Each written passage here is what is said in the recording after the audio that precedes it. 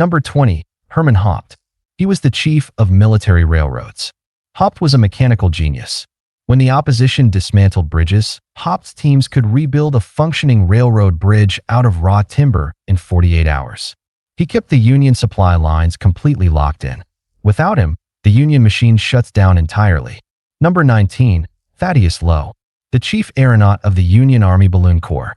Decades before drones, Lowe was launching hot air balloons over the battlefield to provide real-time aerial reconnaissance and direct artillery fire.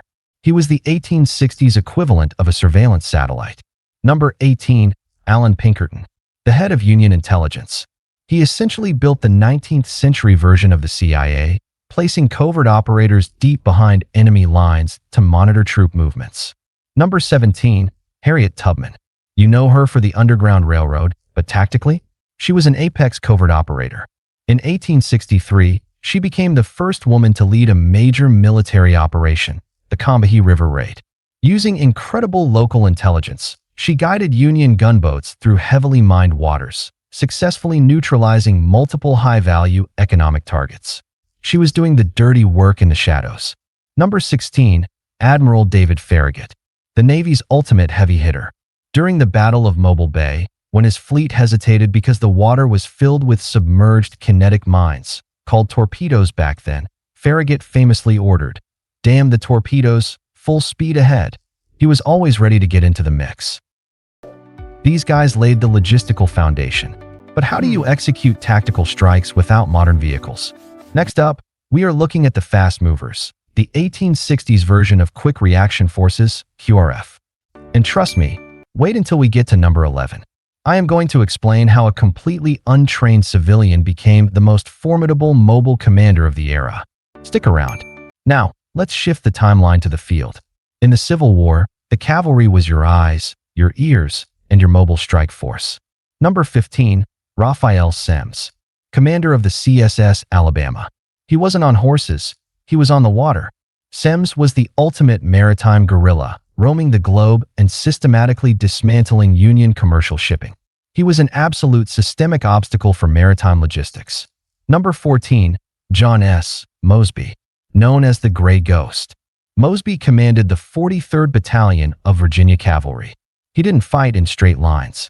He operated strictly behind enemy lines, conducting high-speed, nighttime raids to secure Union officers and sever supply chains. He basically invented modern special operations doctrine in Virginia. Number 13. J.B. Stuart. The eyes and ears of Robert E. Lee's army. Stuart could ride his cavalry entirely around the massive Union army undetected, gathering critical tactical data. Number 12. Philip Sheridan. The Union's answer to Stuart. Sheridan realized that cavalry shouldn't just be used for scouting. They should be used as an aggressive, independent kinetic force.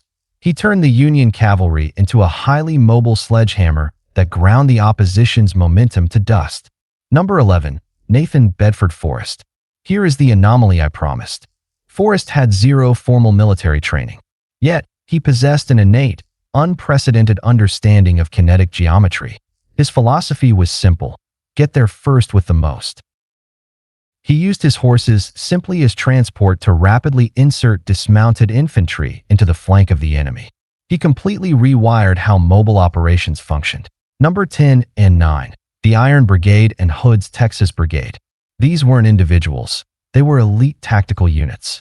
The Iron Brigade, known by their distinctive black hats, and Hood's Texans were the shock troops of their respective armies. When commanders needed a completely compromised line stabilized, they sent in these heavy hitters. Their operational attrition rates were astronomical, but they never backed down. Number 8.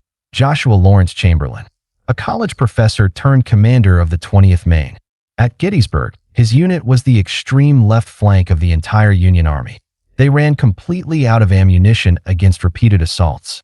Instead of retreating, Chamberlain ordered a sweeping right-wheel bayonet charge down Little Round Top. When the hardware fails, the human software has to manually override the system. Number 7. George H. Thomas. The Rock of Chickamauga. When the entire Union line collapsed and retreated in a disorganized rout, Thomas and his men posted up on a ridge and held off the entire opposing army, saving the Union forces from complete tactical erasure. Number 6. James Longstreet, Lee's Old War Horse. Longstreet understood modern warfare better than almost anyone in the 1860s. He realized that the new rifled muskets made frontal assaults obsolete. He advocated for highly defensive, heavily fortified tactical positions, forcing the enemy to break their momentum against his defenses. We've looked at the infrastructure, the cavalry, and the infantry anchors. But everything we just talked about is just the tactical level. Now, we are entering the strategic realm. The top 5. These are the architects who manipulated the entire continental battle space. Let's look at the absolute elite. Last, but definitely not least, we reach the very top of the pyramid. These men didn't just fight battles, they engineered the outcome of a nation. Number 5. Thomas Stonewall Jackson, the master of extreme mobility and flanking maneuvers. Jackson pushed his foot cavalry to march at impossible speeds, appearing exactly where the enemy least expected. He was the ultimate master of capitalizing on the opposition's psychological confusion. Number 4. Winfield Scott Hancock. Hancock the Superb. He was the ultimate operational commander. At Gettysburg, when the Union lines were chaotic, Hancock rode directly into the most highly contested sectors, projecting complete calm and restructuring the defense in real time. He was the ultimate tactical problem solver. Number 3. William T. Sherman. Sherman is the father of modern total war. He realized that to defeat a determined enemy, you cannot just fight their army. You must dismantle their logistical and psychological infrastructure. His March to the Sea was a massive, highly calculated operation designed to systematically neutralize the opposition's ability to produce food, weapons, and morale.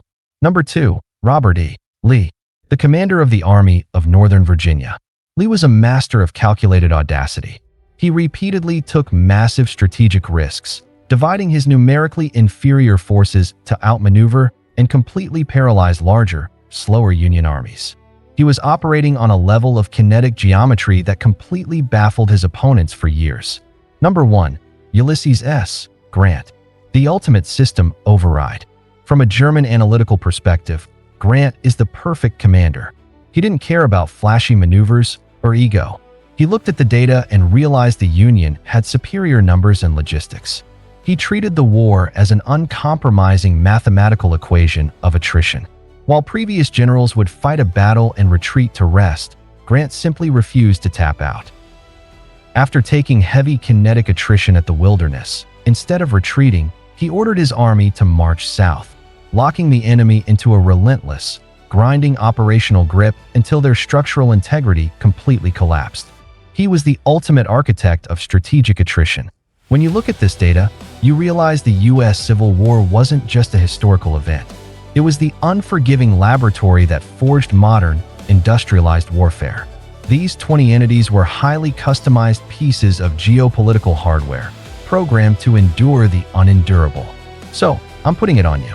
If you were forced to deploy into this 1860s battle space, which of these commanders would you want leading your sector? Are you choosing the lightning speed of Jackson, the unbreakable defense of Thomas, or the cold, calculated attrition of Grant? Let me know your tactical choice in the comments. Shout out to this comment. And if you're interested, you can sign up for my free newsletter. This uncompromising breakdown was explained by a German. I love writing, so I do it in my free time and put some surprises in there as well, because I really appreciate everyone who watches my videos. Thanks for watching, subscribe to the WarSim, and I'll see you in the next one.